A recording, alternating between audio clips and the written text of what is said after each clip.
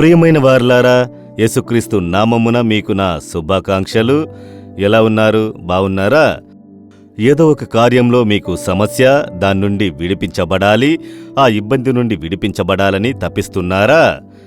ఈ దినం మీకు విమోచన దినము. అది సరేగాని ఈ స్థలం ఏంటి? చాలా అందంగా ఉన్నది. అంగటి వీధిని చూస్తున్నారా? యెరూషలేములోనున్న ఒక అంగడి వీధి. అదేమనగా ఓల్డ్ యెరూషలేము, పాత యెరూషలేము, ప్రహరీ లోపల ఉన్న యెరూషలేము యొక్క అంగడి వీధి. ఇదే విధముగా అనేక అంగడి వీధులు ఉన్నవి.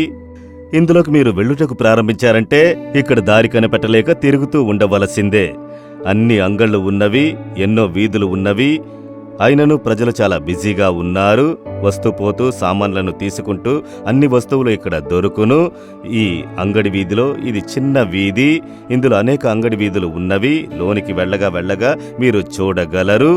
సరే, ఈ దినం దేవుడు నాకే వాక్యం అనుగ్రహిస్తున్నారు అని అనుకున్నారంటే ఇర్మియా 39వ అధ్యాయం 18వ వచనములో నేను నిన్ను తప్పించెదను.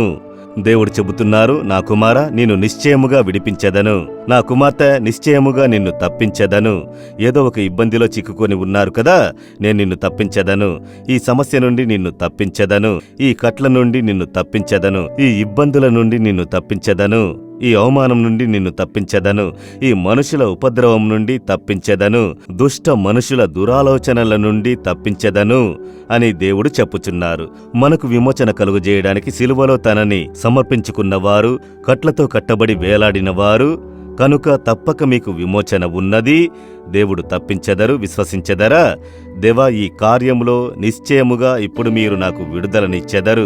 విశ్వసించండి. ఈ దినం ఒక విడుదలను చూచెదరు. అలాగే ప్రార్థన చేయండి. దేవా, మీ వాగ్దానమును విశ్వసిస్తున్నాను.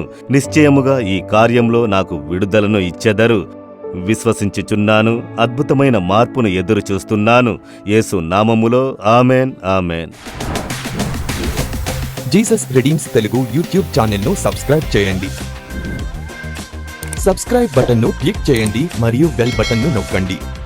ప్రతిరోజు కార్యక్రమ సమాచారం పొందండి.